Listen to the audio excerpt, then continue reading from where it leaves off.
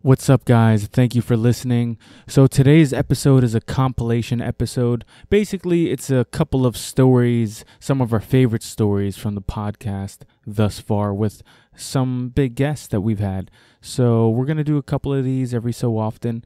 So if you like the clip, go back to the episode and listen to the whole episode. But these are some of our favorite stories, so we hope you enjoy. Today's episode is sponsored by Inverted Gear. Go to www.invertedgear.com, type in the coupon code ShowTheArt15, and you can save 15% off all their jiu-jitsu gear. Our next sponsor is Chimera Coffee. Go to chimeracoffee.com. Both start with a K. Type in the coupon code ShowTheArt, and you can save 10% on all their products. Their coffee is really tasty, especially if you make it right, and it's loaded with nootropics, which kind of help your brain fire a little faster. So go to Chimera Coffee, get some of that. Our next sponsor is M85. Go to M85.com, type in the coupon code STA20, and save 20% off all of his gear. And email him if you need any artwork done, because he's a great artist. Check him out, M85.com. Lastly, go to our website, showtheart.com.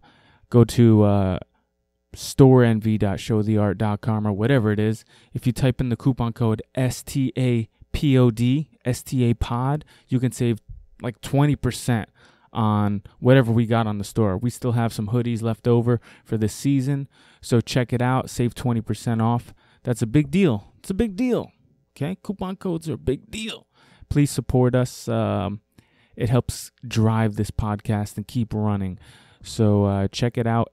STA Pod. That's the coupon code. And keep a lookout, guys, because we are going to be adding a lot more merchandise, and we are going to be adding a new website soon. So keep paying attention to our page and keep the support going.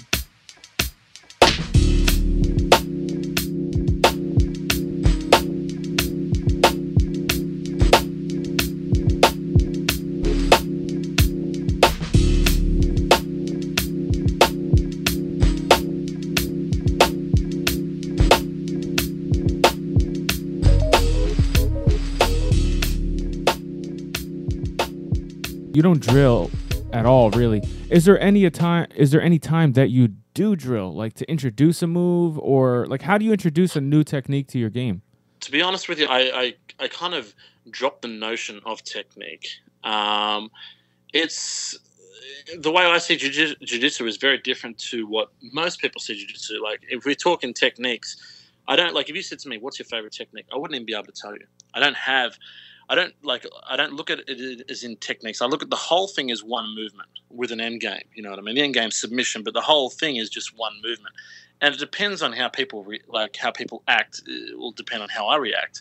So my whole thing is on reactions and timing and stuff like that. So a new technique to me, I look at a new technique as just a possibility in a certain area. So if someone said to me, "Hey kid, check this out. This has been working on," that's all I need to see.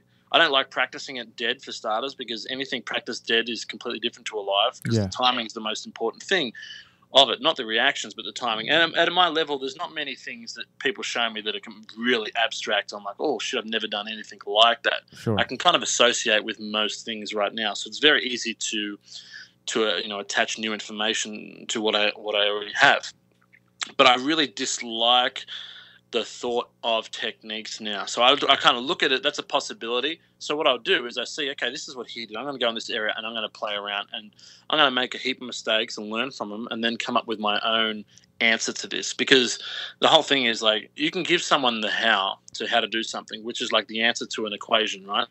But without them knowing the why, that answer is really powerless. You know what I mean? It'll get them through that one time, but the how is everything, and the why is everything. You know, why are you doing this? When do you do that? These are the most important things, and the reasons why this works and the reasons why it doesn't. You know, for example, a technique will work at one point, at one stage, but if they do one other thing or they know something else, then it's not going to work. So that's why I think about techniques more as, you know, when you start jiu-jitsu, I think techniques are a good little way to keep people interested, to give them like a quick result. You know, you can give them a few techniques and give them an idea of, the way things work. Yeah. But I don't emphasize much on making that finite. I kind of think this is the idea. This is something that this guy likes to do, but I want you to play around with this, and I want you to find your own expression of this. I want you to learn through trial and error, so that when you make a heap of mistakes and then things start clicking, you have a fundamental understanding of why that thing works, not just how to do it. So instead of giving them an answer to a mathematical equation, I try and give them the formula. Yeah.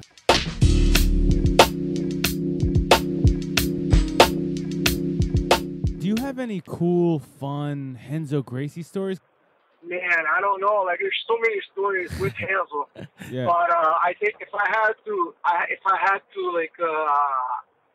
pick out one, or probably one time, me, Renzo, and his late brother, Ryron Gracie, I can't remember if we were driving to JFK or if we were driving back from JFK. Mm-hmm. Either way, that's a terrible trip. Yeah. So we were in New York, like somewhere around the Bell Parkway, and Ryron started picking on Renzo, just the three of us in the car. Oh, no. And, they get in this huge argument, and they start cursing each other off, and Ryron knew how to push Renzo, like he'll pick on him like a little brother try to see, how much you could get away with, Of course. So I'm already starting to get a little nervous. I'm quiet in the back, and then next thing I know, Renzo just slams the brakes and pulls up to this little area on the side of the road. There was like a bunch of grass, and he gets off the car and he's like, what, that's it. Now let's go. We're gonna fight. So he gets off the car, and then Ryron gets off the car because he didn't want to stand down because I was there probably, And I was like, man, I just had my eyes in the back of my head, and I'm trying to figure out, like, what am I going to do? Like, if I stand in between them, then they're both going to jump me. I know. They'll both tap you out. What do I have to do? I just rolled the window down, and I was like, come on, guys, please, let's not do this. But I wouldn't get out of the car either, Yeah, you got to stay safe. So Renzo walks around the car, and by the time Renzo had a Suburban at the time, so by the time Renzo gets to the other side of the car, I was like, "Come on, Renzo, I love you. I'm sorry, you're my older brother." Wow. And I just had the biggest, deep breath and sigh of relief I probably ever had in my life. You know what's funny? great. That reminds me of like when you're a kid and you're driving in the backseat and your parents are in the front and they're arguing and you're just like, Mommy, Daddy. You just don't want to get into it. Yeah, you don't want to get in the middle of something. Wow, that's a great story. Yeah. And then what happened after that? You guys just drove away. Everything was Like cool? nothing happened, right? I think then we just drove to evidence that we were. I can't remember. We might have been going to Abu Dhabi to compete. I can't remember. It was right at the time that first couple of times we went to ADCC, we used to go out of JFK. So it might have been one of those times. Yeah, I can't remember. Yeah, they're everyone's ready to go. Everyone's fired up and ready. Yeah, so true. Right? I was just scared of ending up in jail with both of them mad at me.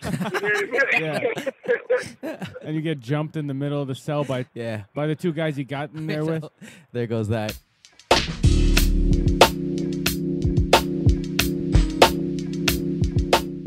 So speaking of babies and family, I had a question for you.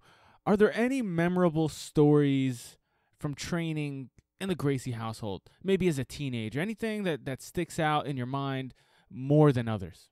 I guess not so much training in the household. I mean, that doesn't stick out more than others. I appreciate it, and I remember, obviously when you have certain people in the living room, and I remember our carpeted living room was when we had training in the garage back in the days, and we had, and I would have cousins and uncles and whoever over. And brothers. It happened more with my brothers and I, but it was so common for my father and when my grandfather was in town for them to kind of just go over techniques on the carpet, like wherever, just like randomly, like, hey, let's do this little move right here. Standing self-defense technique, ground technique. And today at, 34 years old, I have friends of mine that kind of like on the carpet, they'll want to like do a little something, and I don't mind going over a move step by step, but when they want to add resistance, I get a little bit like, come on, like, I feel I don't like resistance on carpet in normal clothes. Yeah. I don't like to sweat let's say in my pajamas, in my sleep clothes. I don't like to even begin to feel anything other than just complete relaxation. Yeah. Comfort. So, but I remember as kids, though, it wasn't like that. Like, we would be about to go to sleep or first thing in the morning, and to do a couple of techniques here or there, like, listen, hold him down, you try to escape. And my dad kind of watching and encouraging us to, like, play on the mat happened all the time, and I was all about it. But now, 30 years later, if there's not a green mat and I don't have my perfect training attire, it's I'm off. Like, I'm off work. And I'm wearing a gi and I'm on a mat like 70% of my life. It's true. So don't make me do mat behaviors and gi behaviors at home. You got time That for was always funny as kids, like, doing that. And also I remember also as a kid, a couple of times, stories happen. Like, one great story was we were at the beach surfing, and Henner was out in the ocean surfing, and Henner's somehow cut off some guy, and Henner's board went into this guy's surfboard and put a little hole in it. Oh, no. The guy comes out of the water. The guy was probably 16 years old, kid, 15, 16, 17. I think I was probably 2 years younger. Okay. 14 or something, 13, and Henner's 12. That's like the age. So the guy is 4 years older than Henner, easy, and I'm right in between them. And he's pissed off.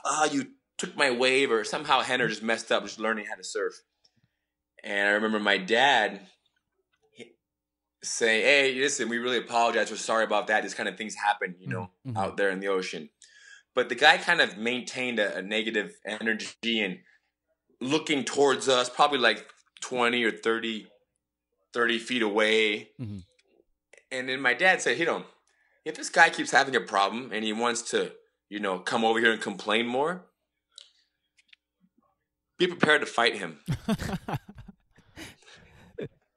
And how did you take that as a youngster? I took that like... He's like, what? Well, at first I'm like, what? Exactly. Why am I going to fight this guy? What do you mean fight? I don't want to fight nobody. Yeah. Well, not only that, but especially when I'm only 13, 14. Yeah. And this kid's 2 years older. This guy's a giant, even though he was just a normal sized kid. The puberty kicks in fast. Yeah. My grandfather and my father always said that, we have no idea what we're capable of. So, and you really have no idea when you're 13, 14, 15, 16. Once you get like 17, 18, then you're like, boom. When I hit 17, 18, then I was tapping out I was a brown belt. I was beating black belts and guys that were 40 years old, 35 years old, no problem. But at that age, at 12, 13 years old, at 14, maybe I was 14. That's the last thing I wanted to do was fight. But fortunately, the kid did not walk towards myself, Henner, and my dad. But obviously, it's probably because my dad was there. You have a 42-year-old man. It's true. Sitting there on the beach with his two sons. You're not going to walk towards that to start a problem when you're only 16. Yeah. Sure.